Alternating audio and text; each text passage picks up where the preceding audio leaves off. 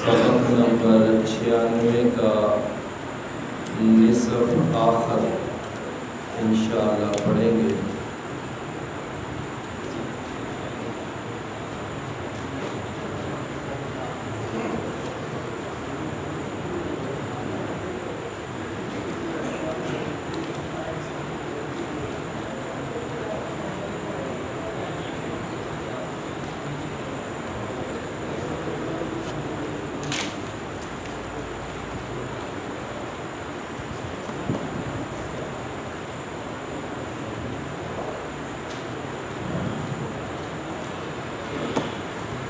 اعوذ باللہ السمیع العلیم من الشیطان الرجیم من ہمزہ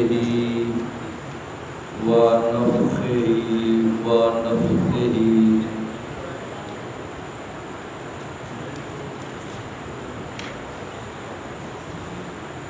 آمنوا باللہ ورسولہ وانفقوا مما جعلکم مستخلفین فیہ فالذین آمنوا منکم وانفقوا لہم اجر کبیر۔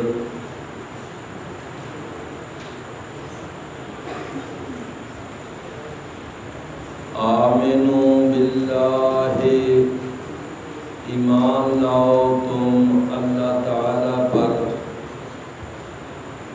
ورسولہ اور اس کے رسول پر،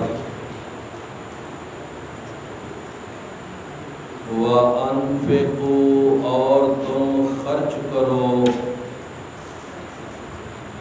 مِمَّا جَعَلَكُمْ مُسْتَخْلَفِينَ فِيهِ اس میں سے کہ اس نے بنایا ہے تم کو جانشین اس معاملے میں، فالذین آمنوا منکم تو جو لوگ ایمان لائے تم میں سے،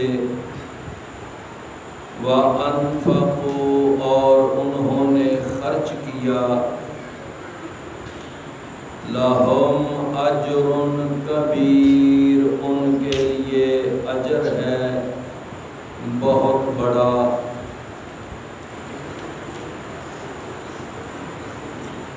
اللہ تعالیٰ نے اس رکوع میں اس مقام پر اپنی کچھ قدرتوں کا، طاقتوں کا تذکرہ فرمانے کے بعد اس آیت میں پھر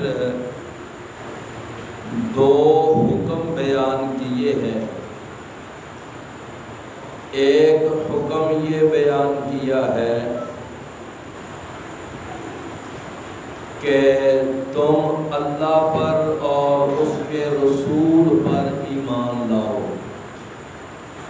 یعنی اللہ اور اس کے رسول پر ایمان لانے کا حکم۔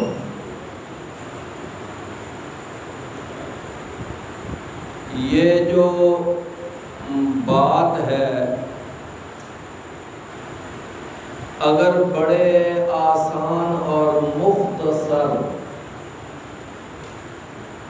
لفظوں میں اگر اس بات کو سمجھنا ہو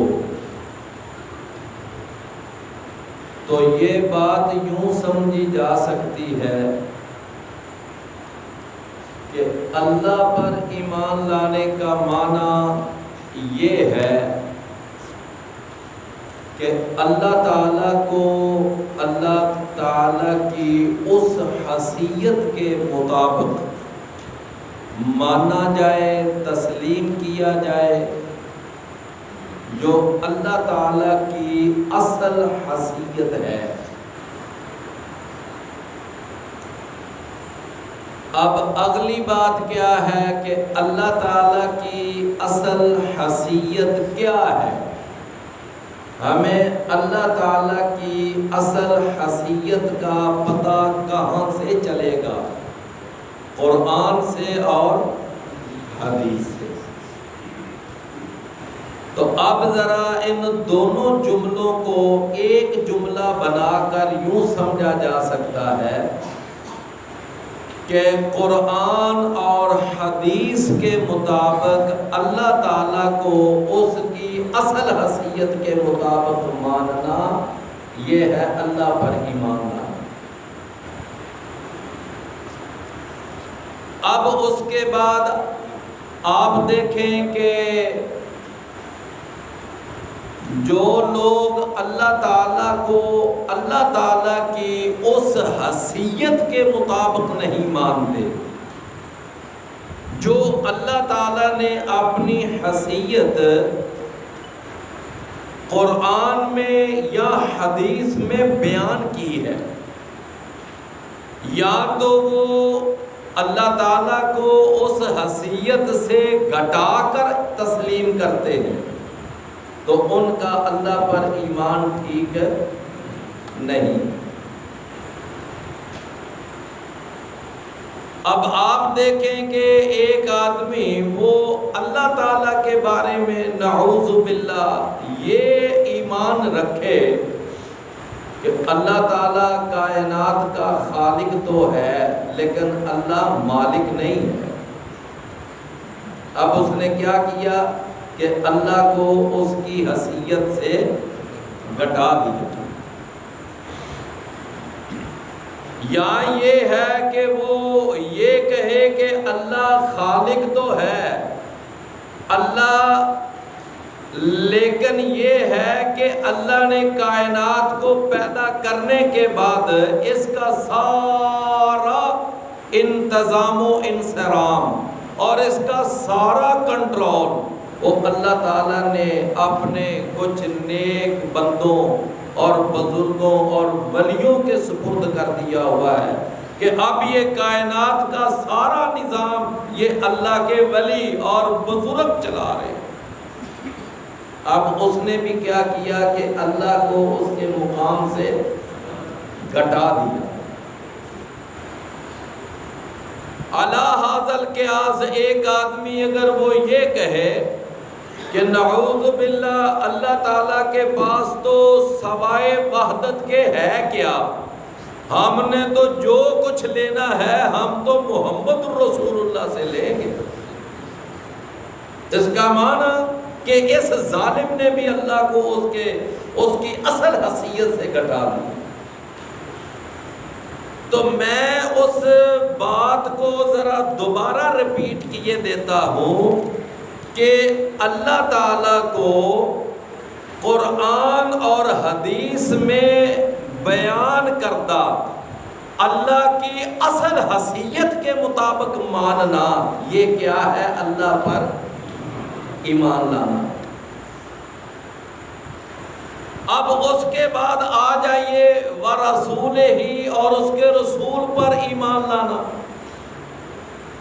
اب اس کے رسول پر ایمان لانا بھی وہی قاعدہ کلیہ چلے گا کیا کہ رسول اللہ صلی اللہ علیہ وسلم کو ان کے اصل مقام کے مطابق اور ان کی اصل حیثیت کے مطابق تسلیم کرنا۔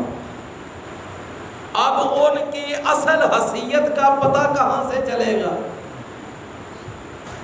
رسول اللہ صلی اللہ علیہ وسلم کی اصل حیثیت کا پتہ کہاں سے چلے گا؟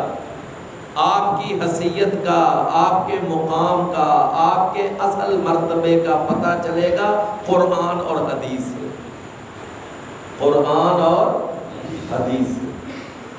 تو اب پھر ان دونوں جملوں کو ایک بنا لو کہ قرآن اور حدیث کے مطابق رسول اللہ صلی اللہ علیہ وسلم کو ان کی اصل حیثیت کے مطابق ماننا، تسلیم کرنا، یہ ہے رسول پر ایمان لانا۔ اگر بڑھا دیں گے تو بھی ایمان ختم۔ اگر گٹا دیں گے تو بھی ایمان ختم. میری بات سمجھ رہے ہیں نا؟ اگر گٹا دیں گے تو بھی ایمان کا ستیہ ناس، گٹا دیں گے تو بھی گیا. اصل حیثیت جو ہے اس کو مانا جائے. آج میرے پیارے بھائیوں، مسلمانوں کے اندر اتنی بڑی جو اعتقادی نظریاتی جو ایک تباہی آئی ہے، ہلاکت آئی ہے، تو اس کے پیچھے اصل بات کیا ہے کہ بعض لوگوں نے رسول اللہ صلی اللہ علیہ وسلم کا اتنا مقام بڑھا دیا کہ جو حیثیت اللہ تعالیٰ کی تھی وہ حیثیت انہوں نے رسول اللہ صلی اللہ علیہ وسلم کو دے دی. اب آپ دیکھ لیں کہ حاجت روا، مشکل کشا، مختار کل، کرنی برنی والا، نفع نقصان کا مالک، عالم الغیب، اور پھر یعنی یہ سارا مقام، یہ مرتبہ، یہ کس کا تھا؟ یہ تو اللہ کا مرتبہ تھا. اللہ ہی اس پوری کائنات کا حاجت روا ہے، وہی اس پوری کائنات کا مشکل کشا ہے، اور وہی مختار کل ہے، وہی عالم الغیب ہے، اور وہی پوری کائنات کا داتا ہے اور گنج بخش ہے اور فیض عالم ہے، غریب نواز ہے، لجپال ہے. یہ ساری جو صفات ہیں یہ کس کی ہیں؟ یہ اللہ کی ہیں. اب اگر کوئی آدمی ان صفات کو اللہ کے سوا وہ چاہے محمد کریم صلی اللہ علیہ وسلم میں مان لے تو وہ بھی آپ کی شان بڑھا رہا ہے، یا وہ علی رضی اللہ عنہ میں مان لے وہ بھی علی رضی اللہ عنہ کی شان کو بڑھا رہا ہے، یا وہ سیدنا حسین کے اندر مان لے تو وہ سیدنا حسین کی شان کو بڑھا رہا ہے، یا وہ عبد القادر جیلانی کے اندر مان لے تو وہ عبد القادر جیلانی کی شان کو بڑھا. تو مطلب یہ ہے کہ اس ظالم نے کیا کیا؟ رسول اللہ صلی اللہ علیہ وسلم کی اصل حیثیت کے مطابق آپ کو نہیں مانا. بات سمجھے نا میرے پیارے بھائیوں؟ عیسیٰ علیہ السلام پر ایمان لانا کیا ہے بھلا؟ ذرا ایک مثال سے سمجھیں کہ عیسیٰ علیہ السلام پر ایمان لانا کیا ہے. کہ عیسیٰ علیہ السلام کو اللہ کا رسول مانا جائے، ان کو اللہ کا یعنی بندہ تسلیم کیا جائے، اور ان کو اللہ کا کلمہ تسلیم کیا جائے کہ وہ اللہ کا کلمہ ہے، جس طرح کہ قرآن اور حدیث میں یہ باتیں موجود ہیں.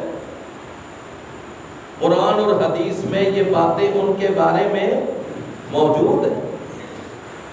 سمجھے نا کہ وہ اللہ کے رسول ہیں، وہ اللہ کے بندے ہیں، اور وہ اللہ کے کلمہ ہیں. لیکن اب اگر کوئی آدمی یہ کہے کہ عیسیٰ علیہ السلام تو اللہ کے بیٹے ہیں، یا وہ یہ کہے کہ عیسیٰ علیہ السلام تو 3 خداؤں میں سے ایک خدا ہے، یا وہ یہ کہے کہ عیسیٰ علیہ السلام ہی خدا ہیں، تو اب ایمانداری سے بتائیں کہ اس کا عیسیٰ علیہ السلام پر ایمان ٹھیک ہے؟ اس کا عیسیٰ علیہ السلام پر ایمان ٹھیک نہیں ہے، بلکہ اس کا عیسیٰ علیہ السلام پر جتنے مرضی وہ محبت کے دعوے کر لے، جتنا مرضی وہ عقیدت کا وہ یعنی کہ ڈھونگ رچا لے، لیکن یہ ہے کہ اس کا عیسیٰ علیہ السلام پر ایمان نہیں ہے. بات سمجھے نا؟ تو بالکل اسی طرح اگر کوئی محمد کریم صلی اللہ علیہ وسلم کے بارے میں یہ کہتا ہے کہ وہ حاجت روا، مشکل کشا، مختار کل، عالم الغیب ہے، اور وہ ہر چیز پہ قادر ہیں، اور وہ ہمارے جناب داتا ہیں، لجپال ہیں، اور وہ نور مجسم ہے یا نور من نور اللہ ہے، یہ ساری حیثیت رسول اللہ کی نہیں ہے. کیوں؟ اس لیے کہ نہ قرآن میں موجود نہ حدیث میں موجود. تو جب یہ حیثیت رسول اللہ صلی اللہ علیہ وسلم کی ہے ہی نہیں تو کوئی اس حیثیت سے رسول اللہ صلی اللہ علیہ وسلم کو مان رہا ہے اور آپ پر وہ ایمان لانے کا دعویٰ کر رہا ہے، تو پھر اس کا رسول اللہ صلی اللہ علیہ وسلم پر ایمان نہیں ہے. دعویٰ جتنا مرضی کرتا رہے، دعویٰ کرنے میں کیا ہے، کر لیتا۔ تو فرمایا کہ آمنو باللہ و رسولہ، ایمان لاؤ تم اللہ پر اور اس کے۔ اب آپ کو سمجھ آ گئی نا بات کہ اللہ پر ایمان لانا اس کی اصل ڈیفینیشن کیا، اور رسول پر ایمان لانا اس کی اصل ڈیفینیشن کیا۔ بات سمجھے نا بھائی، کسی بھی بات کو کسی قاعدے اور کلیے کے مطابق سمجھنا چاہیے نا، بات تو پھر سمجھ آئے گی۔ اس کے لیے ایک ایسا معیار ہونا چاہیے کہ جو تمام مسلمانوں کے ہاں مسلم ہو۔ ہم یہ بات کہتے ہیں کہ بھائی رسول اللہ صلی اللہ علیہ وسلم پر ایمان یہ ہے کہ قرآن اور حدیث کے مطابق ان کی جو حیثیت بیان کی گئی ہے اس کے مطابق آپ کو تسلیم کیا جائے۔ کوئی ہے مسلمانوں کے اندر ایسا گروہ فرقہ کہ جو اس بات کا انکار کرے؟ کوئی نہیں انکار کر سکتا۔ تو میرے پھر بھائیو، ہم پھر یہی تو کہتے ہیں جو اللہ کے رسول کی اصل حیثیت ہے وہ تسلیم کرو، یہ ان پر ایمان ہے۔ سمجھے نا، نہ گھٹاؤ نہ بڑھاؤ۔ منکرین حدیث نے کیا کیا؟ منکرین حدیث نے رسول اللہ صلی اللہ علیہ وسلم کا مقام گھٹا دیا، اور کیا کہا؟ انہوں نے کہا کہ محمد صلی اللہ علیہ وسلم کی حیثیت تو ایک ڈاکیے کی ہے۔ کیا ہے؟ ڈاکیے کا کام ہوتا ہے آیا اور چٹھی پکڑائی اور آگے چل دیا، بس محمد صلی اللہ علیہ وسلم سوائے ڈاکیے کے کچھ نہیں ہے۔ لہذا وہ کہتے ہیں کہ آپ کی جتنی احادیث ہیں، جتنے فرامین ہیں، جتنے ارشادات ہیں، یہ سارے فضول ہیں، بیکار ہیں۔ بلکہ ایون دین کے ان بدبختوں میں سے ایک ایسا بدبخت بھی پیدا ہوا تھا جس نے یہ تک کہہ دیا تھا کہ یہ بخاری، یہ مسلم، ابو داؤد، ترمذی، نسائی، یہ ساری کتابیں تو ردی کی ٹوکری میں پھینکنے کے قابل ہیں۔ ایسی بات بھی ایک ظالم نے کہہ دی، یہ جو منکرین حدیث ہے۔ تو مطلب یہ سمجھ آیا نا کہ بعض لوگوں نے کیا کیا، رسول اللہ صلی اللہ علیہ وسلم کا یعنی کہ شان، مقام، حیثیت بڑھا دی، اور بعض لوگوں نے کیا کیا؟ گھٹا دی۔ سمجھے نا؟ تو یہ بڑھانا بھی ظلم ہے اور گھٹانا بھی، دونوں ہی ظلم ہے۔ تو فرمایا آمنو باللہ و رسولہ، ایمان لاؤ اللہ پر اور اس کے رسول پر۔ وَأَنفِقُوا مِمَّا جَعَلَكُمْ مُسْتَخْلَفِينَ فِيهِ، اور تم خرچ کرو اس میں سے کہ جس پر اس نے تم کو جانشین مقرر کیا ہے۔ کیا نقطہ سمجھ آیا؟ کہ یہ مال، یہ دولت، یہ پیسہ، یہ مکان، یہ کوٹھی، یہ بنگلہ، یہ پراپرٹی پہلے تمہاری نہیں تھی، بلکہ پہلے تمہارے آباء و اجداد کی تھی، اب وہ آ گئی تمہارے پاس، تو تم اس کے اوپر کیا بن گئے؟ جانشین۔ بات سمجھے نا کہ اس پر اللہ نے تمہیں جانشین مقرر کیا۔ اچھا، اب اس کے اندر ایک لطیف سا اشارہ یہ بھی ہے کہ ایک وہ وقت بھی آئے گا جب تم چلے جاؤ گے اور پھر تمہاری آگے اولاد اس کے اوپر جانشین بن جائے گی۔ تم نے بھی تو سدا نہیں رہنا۔ اللہ رسول اللہ صلی اللہ علیہ وسلم نے فرمایا، آدم کا بیٹا بھی یہ بات کہتا رہتا ہے کہ ہائے میرا مال، ہائے میرا مال، ہائے میرا مال، میرا مال، میرا مال، میرا مال، یہ رٹ لگایا رہتا ہے۔ فرمایا حالانکہ اس کا مال تو صرف تین ہے، تین مال ہے اس کے۔ کون کون سے؟ نمبر ایک، کھایا اور ہضم کیا، ختم۔ نمبر دو، کپڑے کی، لباس کی شکل میں پہنا اور اس کو ہنڈا لیا اور ختم۔ فرمایا تیسرا اس کا وہ مال ہے کہ جو اس نے اپنی صحت والی زندگی کے اندر اس نے اللہ کی راہ میں خرچ کر دی۔ فرمایا بس یہ ہے اس کا مال، باقی مال تو اس کا ہے ہی نہیں۔ فرمایا باقی مال تو وہ ہے کہ جب وہ مر جائے گا تو وہ تو آگے اس کی اولاد میں منتقل ہو جائے گا۔ فرمایا کہ وَأَنفِقُوا اور خرچ کرو تم مما اس میں سے کہ جعلکم اس نے تم کو بنایا ہے مستخلفین فیہ کہ اس کے اندر جانشین، فالذین آمنوا منکم وانفقوا بس وہ لوگ جو تم میں سے ایمان لائے، وانفقوا اور انہوں نے خرچ کیا، لہم اجر کبیر ان کے لیے اجر ہے بہت بڑا۔ اور وہ بہت بڑا اجر کیا ہے؟ جنت۔ وہ بہت بڑا اجر کیا ہے؟ وہ جنت ہے، سمجھے نا؟ فرمایا ان کے لیے بہت بڑا اجر ہے۔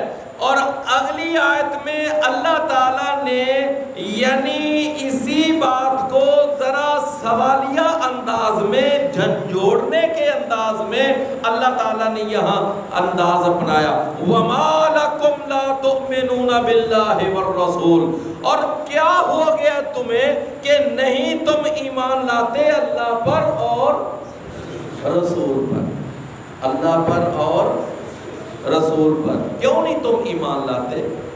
اللہ تمہارا خالق ہے، وہ تمہارا مالک ہے، اور اللہ تعالیٰ تمہاری ضرورتیں پوری کرتا ہے، وہ ساری کائنات کا نظام چلاتا ہے۔ اور پھر محمد صلی اللہ علیہ وسلم پر ایمان لانا بھی ضروری ہے۔ کیوں؟ اللہ نے ان کو دنیا کے اندر تمہارے لیے رہنما بنا کر اور دین کا امام بنا کر اللہ نے ان کو بھیجا ہے، وہ لیڈنگ پرسنالٹی ہے تمہارے لیے۔ اور اسی لیے فرمایا محمد الرسول اللہ، محمد صلی اللہ علیہ وسلم اللہ کے رسول ہے۔ تو اللہ پر ایمان بھی لانا ضروری ہے اور رسول پر ایمان لانا بھی ضروری ہے۔ انسان کی پیدائش کا مقصد کیا ہے بھلا؟ جانتے ہیں انسان کی پیدائش کا مقصد کیا ہے؟ اللہ کی عبادت۔ تو عبادت کس کی کرنی ہے؟ اللہ تعالیٰ کی۔ اور اگلی بات ہے کہ عبادت کرنے کے لیے طریقہ کس کا اختیار کرنا ہے؟ اس عبادت کا طریقہ کون بتائے گا؟ فرمایا اس کے لیے میں نے محمد صلی اللہ علیہ وسلم کو مقرر کیا۔ کس کو مقرر کیا ہے؟ محمد کریم صلی اللہ علیہ وسلم۔ اور کسی پرسنالٹی کا نام نہیں اللہ نے لیا کہ امت کے اندر بڑے بڑے محدث بھی آئے، بڑے بڑے امام آئے، بڑے بڑے چوٹی کی شخصیات آئیں، لیکن اللہ نے جو ہمارے لیے دین کا امام بنایا ہے وہ محمد الرسول اللہ صلی اللہ علیہ وسلم ہے۔ سیدنا ابو بکر رضی اللہ عنہ بڑا مقام ہے ان کا، لیکن ان کا بھی نام نہیں لیا کہ تمہارے لیے دین کا امام ابو بکر ہوگا یا عمر فاروق ہوگا یا عثمان غنی ہوگا یا علی مرتضی، کوئی نام نہیں۔ کیا؟ محمد الرسول اللہ، محمد صلی اللہ علیہ وسلم۔ سمجھے نا؟ تو جب ان جیسی شخصیات جن کے میں نے 4 نام لیے، ابو بکر، عمر، عثمان، علی رضی اللہ عنہم، جب یہ ہمارے لیے دین کا امام درجہ نہیں رکھتے تو پھر میرے بھائیوں ذرا تھوڑی سی یہ بات برداشت کر لیں کہ پھر امام ابو حنیفہ بھی ہمارے لیے دین کے امام نہیں ہے، پھر امام شافعی بھی ہمارے لیے دین کے امام نہیں ہے، پھر امام مالک بھی دین کے امام نہیں ہے، امام احمد بن حنبل، امام جعفر صادق، پھر ان کا بھی درجہ دین کے امام کا نہیں۔ وہ فقہ کے امام تو ہو سکتے ہیں، حدیث کے امام تو ہو سکتے ہیں، لیکن دین کا امام اللہ نے صرف محمد کریم صلی اللہ علیہ وسلم کو کہا۔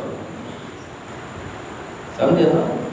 اور وہ اقبال نے کہا تھا نا کہ با مصطفیٰ مصطفیٰ با رساں خیشرا کہ دین ہما اوس، کہ اپنے آپ کو جناب محمد رسول اللہ صلی اللہ علیہ وسلم تک لے جاؤ، وہاں تک پہنچاؤ اپنے اپنے آپ کو اپنی ہر بات، اپنے لیے ہر قاعدہ کلیہ اور طریقہ محمد رسول اللہ صلی اللہ علیہ وسلم سے حاصل کرو۔ کیوں؟ اس لیے کہ دین ہما اوست، آپ کو سارے کا سارا دین وہ محمد رسول اللہ سے ملے گا۔ کہاں سے ملے گا؟ یہ کس نے کہا ہے؟ ہاں جی، یہ اقبال نے کہا ہے، با مصطفیٰ برساں خیشرا کہ دین ہما اوست، گر تو با اونا رسیدی تمام بولہ بھی است۔ کہتا ہے کہ یاد رکھ، اگر تو نے اپنے آپ کو محمد رسول اللہ صلی اللہ علیہ وسلم تک نہ پہنچایا، وہاں سے رہنمائی نہ لی اور ان کو اپنا امام اور ان کو اپنے لیے لیڈنگ پرسنالٹی نہ سمجھا، تو پھر کیا کہتا ہے اقبال؟ کہتا ہے تمام بو لہبی است۔ تو فرمایا کہ پھر تیرے میں اور ابو لہب میں کوئی فرق نہیں۔ ابو لہب بھی اللہ کے رسول کو نہیں مانتا تھا، تو بھی نہیں پھر مان رہا، کیا فرق ہوا تھا؟ کیوں بھائی میرے بھائیو سمجھے نا، ہمارے لیے لیڈنگ پرسنالٹی کون ہے؟ محمد رسول صلی اللہ علیہ وسلم۔ اللہ اکبر۔ فرمایا وَمَا لَكُمْ لَا تُؤْمِنُونَ بِاللَّهِ وَالرَّسُولِ، اور کیا ہو گیا ہے تمہارے لیے کہ نہیں تم ایمان لاتے اللہ پر اور رسول پر۔ فرمایا وَالرَّسُولُ يَدْعُوكُمْ، اور رسول جو ہے وہ تو بلا رہا ہے تم کو، لِتُؤْمِنُوا بِرَبِّكُمْ، کہ تم ایمان لاؤ اپنے رب پر۔ یعنی رسول تو مسلسل بلاتا ہے، وہ آواز دیتا ہے، وہ دعوت دے رہا ہے کہ تم یعنی کہ اپنے رب پر ایمان لاؤ۔ وَقَدْ أَخَذَ مِيثَاقَكُمْ، اور تحقیق اس نے تم سے پختہ عہد بھی لیا ہوا ہے۔ اس نے تم سے پختہ، کس نے؟ رسول اللہ صلی اللہ علیہ وسلم نے، کہ جب بھی کوئی نو مسلم آ کر اسلام قبول کرتا تو وہ کیا پڑھتا تھا؟ ہندی اشہد ان لا الہ الا اللہ و اشہد ان محمد، تو یہ کیا ایک پختہ عہد نہیں ہے؟ یہ کلمہ شہادت، کلمہ طیبہ، یہ کیا ہے؟ یہ ایک پختہ عہد ہے۔ اور رسول اللہ صلی اللہ علیہ وسلم جب بھی کوئی آتا بیعت کرتا تو آپ اس سے یہ بیعت میں الفاظ دہرایا کرتے تھے۔ آپ فرمایا کرتے تھے کہ اس بات پر بیعت کرو کہ بایعنا رسول اللہ صلی اللہ علیہ وسلم علی السمع والطاعت فی المنشۃ والمکرہ وفی الیسر والعسر، کہ ہم ہر بات میں آپ کی بات مانیں گے، آپ کی بات سنیں گے بھی اور اس کو تسلیم بھی کریں گے، چاہے وہ خوشی والی بات ہو یا ناخوشی والی بات ہو، آسانی والی بات ہو یا مشکل والی بات ہو، ہم ہر صورت آپ کی بات مانیں گے بھی، آپ کی بات سنیں گے بھی اور مانیں گے۔ تو یہ ایک عہد ہے نا، وَقَدْ أَخَذَ مِيثَاقَكُمْ، اور تحقیق اس نے تم سے پختہ عہد لیا ہوا ہے، اِن كُنتُم مُؤْمِنِينَ، اگر ہو تم ایمان لانے والے، اگر ایمان لانے والے ہو تو پھر تمہارا حق بنتا ہے کہ اللہ اور اس کے رسول پر دل و جان سے ایمان لاؤ۔ سمجھے نا؟ فرمایا وَالَّذِي يُنَزِّلُ عَلَىٰ عَبْدِهِ آیَاتٍ بَيِّنَاتٍ، اللہ وہ ذات ہے کہ وہ نازل کرتا ہے اپنے بندے پر، اپنے بندے پر۔ یہاں اپنے بندے سے کون مراد ہے؟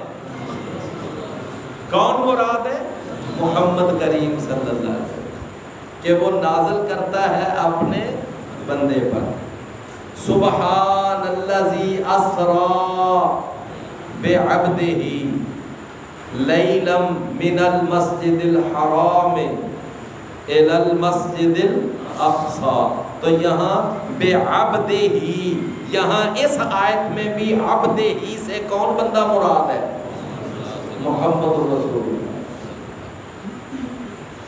فرمایا ہو والذی، اللہ وہ ذات ہے کہ ینزل علی عبدہ، کہ وہ نازل کرتا ہے اپنے بندے محمد کریم صلی اللہ علیہ وسلم پر۔ کیا نازل کرتا ہے؟ آیات بینات، واضح آیات وہ نازل کرتا ہے۔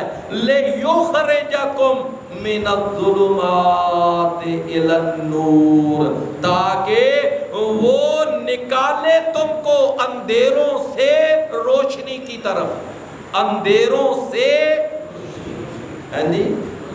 روشنی کی طرف۔ یہ نہیں کہا اندھیروں سے روشنیوں کی طرف، سمجھے نا؟ کیا کہا ہے؟ اندھیروں سے روشنی کی طرف۔ بعض اوقات نا کسی یعنی جملے کے لفظوں کے اوپر غور کرنے سے بھی بڑی بات سمجھ آ جاتی ہے۔ اگر اس کو بندہ چلتا چلتا لے لے تو کبھی نہیں بات سمجھ آتی، لیکن اگر غور سے ذرا لفظوں پہ ذرا توجہ دینا تو بڑی بات۔ دیکھیں فرمایا تاکہ وہ نکالے تم کو اندھیروں سے روشنی کی طرف۔ اس کا معنی کہ اندھیروں سے مراد وہ سارے کفریہ عقائد، وہ باطل عقائد اور وہ سارے باطل مذاہب، وہ مراد ہیں اندھیرے، اور روشنی سے مراد یعنی صحیح عقیدہ اور صحیح لائن اور صحیح منہج، وہ نور ہے۔ اس کا مطلب کیا کہ اندھیرے یعنی باطل عقائد، باطل مذاہب، وہ دنیا میں لا تعداد ہیں، بے شمار ہیں، ان کی کوئی گنتی نہیں ہے، لیکن حق جو ہے وہ پوری کائنات میں صرف ایک ہے، پوری کائنات میں صرف ایک ہے، وہ لا تعداد نہیں ہے۔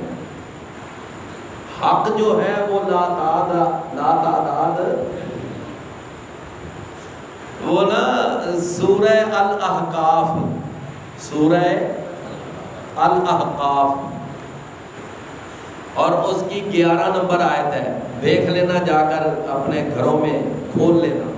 سورہ احقاف یہ یاد رکھنا، اور آیت کا نمبر میں نے کیا بتایا؟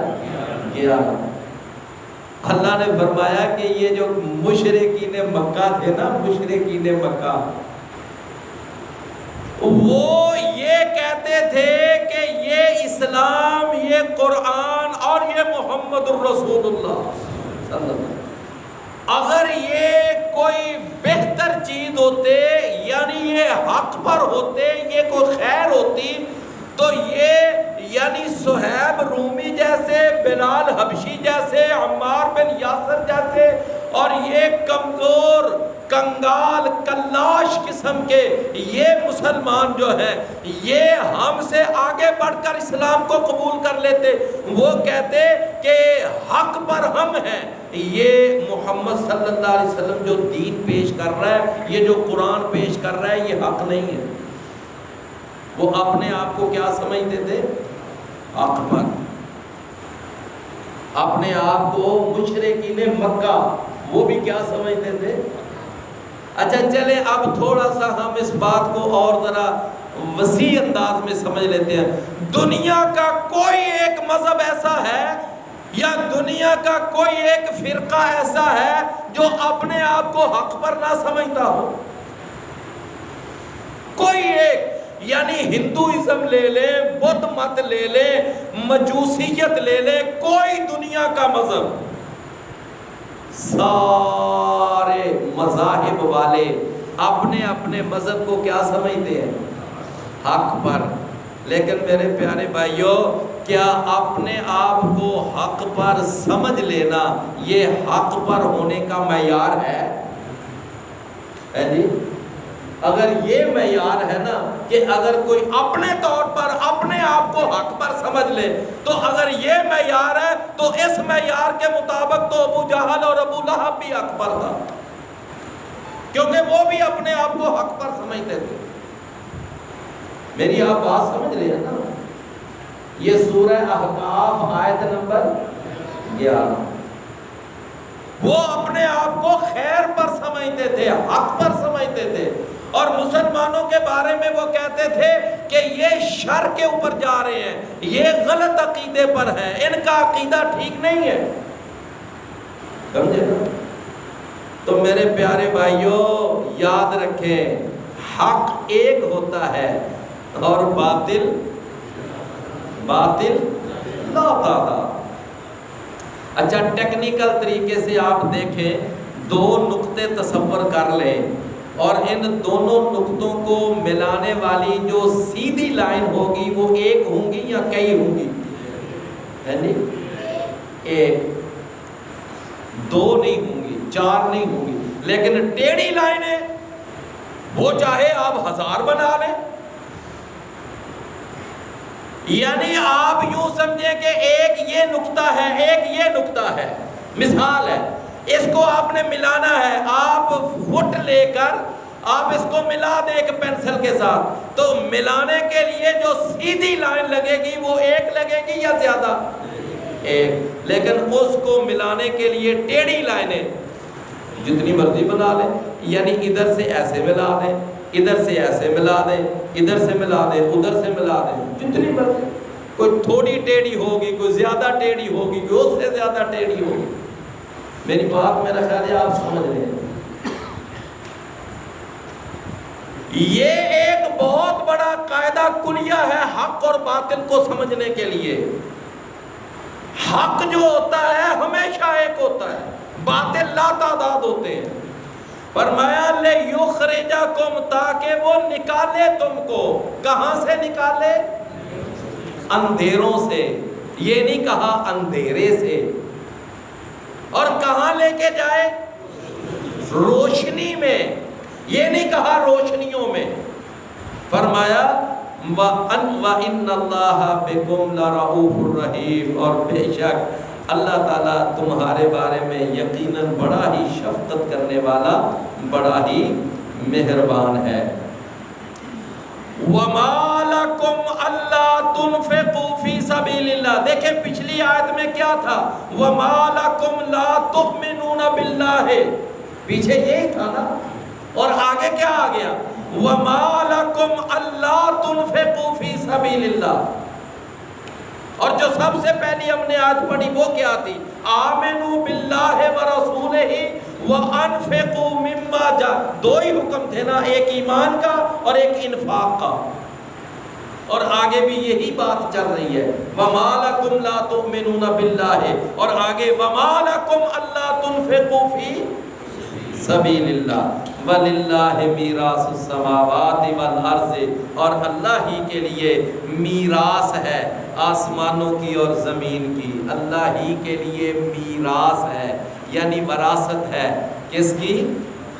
آسمانوں کی اور زمین کی۔ فرمایا لا یستوی منکم، نہیں ہے برابر تم میں سے، من انفق من قبل الفتح وقاتل، کہ جس نے خرچ کیا فتح مکہ سے پہلے، وقاتل، اور اس نے جہاد کیا فتح مکہ سے پہلے۔ فرمایا اولئک اعظم درجۃ، یہ لوگ جو ہیں یہ زیادہ عظیم ہیں، زیادہ بڑے ہیں، درجۃ درجے کے اعتبار سے، من الذین، ان لوگوں سے، آمنوا، من الذین انفقوا من بعد، کہ جنہوں نے خرچ کیا فتح مکہ سے بعد، وقاتلوا، اور انہوں نے قتال بھی کیا فتح مکہ کے۔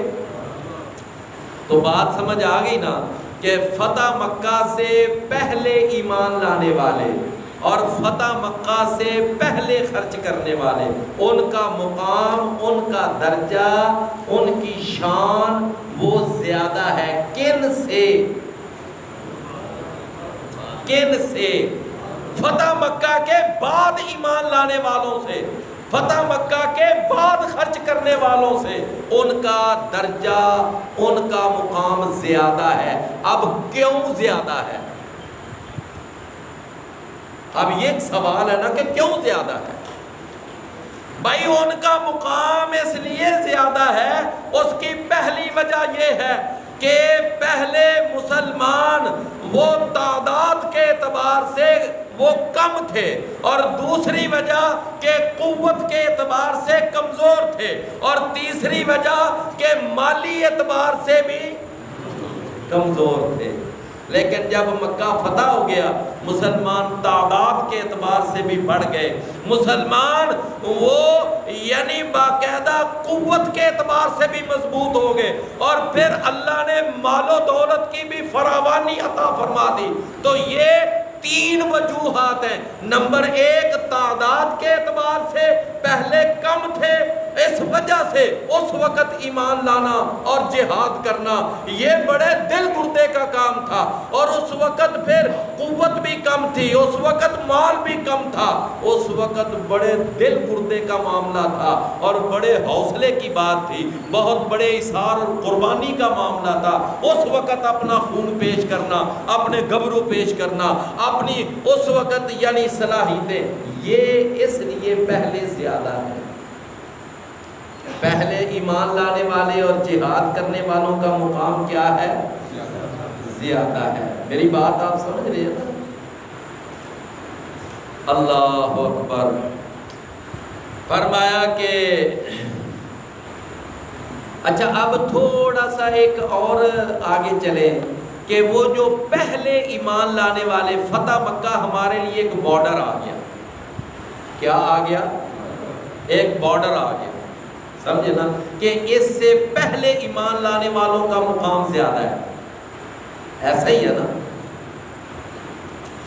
اچھا اس سے مزید تھوڑا سا اور پہلے آ جائیں، ایک اور بھی سٹاپ آیا تھا مسلمانوں کا بڑا، اور اس کو کہتے ہیں صلح حدیبیہ۔ جب آپ ایک درخت کے نیچے بیعت لے رہے تھے، کتنے صحابہ تھے؟ 1400۔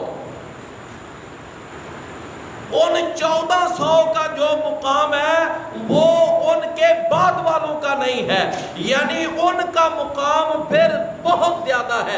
اس سے اور تھوڑا سا پیچھے آ جائیں، ایک اور بہت بڑا مسلمانوں کا سٹاپ آیا تھا، اور ایک بارڈر آیا تھا، ایک لائن آئی تھی، وہ تھی بدر کی لائن۔ رسول اللہ صلی اللہ علیہ وسلم کے ساتھ 313 بے سر و سامان جب بدر میں گئے تھے، تو وہ بھی ایک بہت بڑا یعنی کہ سٹاپ تھا۔ رسول اللہ صلی اللہ علیہ وسلم نے فرمایا، اللہ نے جان کر کہہ دیا تھا کہ اے بدر والو، اب تم جو بھی کرو میں نے تمہیں بخش دی۔ بات سمجھے نا؟ اور اس سے بھی ذرا اور آگے آ جائے کہ 10 بندے وہ جن کا ایک ہی حدیث میں رسول اللہ صلی اللہ علیہ وسلم نے نام لے کر فرمایا فلاں بھی جنتی، فلاں بھی جنتی، ان کو کہتے ہیں عشرہ مبشرہ۔ اب جو عشرہ مبشرہ کا مقام ہے وہ باقی سارے اصحاب بدر کا نہیں، اور جو اصحاب بدر کا ہے وہ باقی اصحاب شجر کا نہیں، اور جو اصحاب شجر کا ہے وہ باقی اہل فتح مکہ پر مسلمان ہونے والوں کا نہیں، فتح مکہ تک مسلمان ہونے والوں کا۔ اچھا پھر ان 10 میں سے پھر زیادہ کن کا مقام ہے؟ خلفائے راشدین کا۔ اور خلفائے راشدین کے اندر پھر 4 ہیں، 2 پہلی شخصیتیں ہیں، 2 اتفاق ہے، 2 آپ کے سسر ہیں پہلے، اور 2 آپ کے داماد ہیں۔ تو ان 4 میں سے زیادہ مقام کن کا ہے؟ پہلے 2 کا۔ اور پہلے 2 میں سے بھی پھر کس کا مقام زیادہ ہے؟ ابو بکر صدیق رضی اللہ۔ اور مسلمانوں کا عقیدہ ہے، یہ بات ذرا غور سے سننا، مسلمانوں کا عقیدہ ہے کہ افضل البشر بعد الانبیاء، افضل البشر بعد الانبیاء کون ہے؟ ابو بکر۔ افضل البشر بعد، نبیوں رسولوں کے بعد اس امت میں جو سب سے افضل ہے وہ ابو بکر ہے رضی اللہ۔ میری بات آپ سمجھ رہے ہیں نا؟ نبیوں رسولوں کا اس میں تقابل نہیں، سمجھے نا؟ کیوں؟ اس لیے کہ ایک صحابی جتنی مرضی شان والا ہو لیکن وہ نبی رسول کے مقام کو نہیں پہنچ سکتا، ٹھیک ہے نا؟ تو افضل البشر بعد الانبیاء وہ ابو بکر ہے رضی اللہ عنہ، اور ان کے بعد پھر عمر ہے۔ اللہ تعالیٰ ویسے ہمیں معاف فرمائے۔ میرا خیال ہے کئی بھائیوں کو وہ ذہن میں ہوگا کہ آج کل وہ ایک ویڈیو وائرل ہوئی ہے، کسی کے ذہن میں ہے بات کہ ایک اس وقت کے سیاسی لیڈر کو کسی نے، بچے نے باقاعدہ نام لے کر کہا ہے کہ محمد الرسول اللہ صلی اللہ علیہ وسلم کے بعد، یعنی نام تو پہلے والدین کا لیا نا کہ محمد الرسول اللہ صلی اللہ علیہ وسلم کے والدین وہ سب سے زیادہ لکی ہیں کہ ان کو محمد الرسول اللہ صلی اللہ علیہ وسلم جیسا بیٹا یعنی عطا ہوا۔ اور اس کے بعد آگے وہ ایک اور لیڈر کا نام لے کر بچہ کہتا ہے کہ اس کے بعد دوسرے نمبر پر جو سب سے زیادہ لکی والدین ہیں وہ اس لیڈر کے والدین۔ اس کا مطلب کیا ہوا کہ اگر دوسرے لفظوں میں بات یوں سمجھ لیں کہ اس کے، اور بچہ خود تو نہیں بول رہا، بچے کے پیچھے کوئی دماغ ہے، کوئی ذہن ہے پیچھے۔ تو میرے پیارے بھائیوں، دوسرے لفظوں میں بات یوں سمجھ آئی کہ رسول اللہ صلی اللہ علیہ وسلم کے بعد جو اگلی دوسرے نمبر پر شخصیت ہے وہ جناب وہ سیاستدان صاحب ہیں۔ تو یہ صورت جب انسان عقیدت میں اور محبت میں اندھا ہو جاتا ہے تو پھر اس طرح کی باتیں کرتا ہے۔ تو بہرحال اللہ تعالیٰ نے ارشاد فرمایا کہ فتح مکہ سے پہلے ایمان لانے والے اور بعد میں ایمان لانے والے برابر مرتبے میں فرق ہے، اور یہ فرق رکھا ہے اسلام نے۔ فرمایا اولئک اعظم درجۃ من الذین انفقوا، یہ وہ لوگ ہیں کہ جو سب سے زیادہ یعنی عظیم ہیں درجے کے اعتبار سے۔ کن لوگوں سے؟ من الذین انفقوا، ان لوگوں سے کہ جنہوں نے خرچ کیا، من بعد، اس مکہ کی فتح کے بعد، وقاتلوا، اور انہوں نے قتال کیا مکہ کی فتح کے، وَكُلًّا وَعَدَ اللَّهُ الْحُسْنَى۔ اب اس کا کوئی یہ مطلب بھی نہ سمجھ لے کہ بعد میں فتح مکہ کے بعد میں ایمان لانے والے، جہاد کرنے والے وہ بالکل ہی گئے گزرے ہیں، نہ، یہ بھی نہ کوئی اپنے ذہن میں بات لائے۔ كُلًّا وَعَدَ اللَّهُ الْحُسْنَى، اللہ نے سب سے ہی اچھائی کا وعدہ کیا ہے، اور یہاں الحسنہ سے مراد جنت ہے۔ اللہ نے سب سے ہی جنت کا وعدہ کیا ہے۔ واللہ بما تعملون خبیر، اور اللہ تعالیٰ خوب خبر رکھنے والا ہے اس کی جو تم عمل کرتے ہو۔ اچھا بھائیوں، میں چند ایک سوال کروں گا۔ کوئی بھائی یہ بتائے گا کہ اللہ پر ایمان لانا کیا ہے، اس کی صحیح ڈیفینیشن؟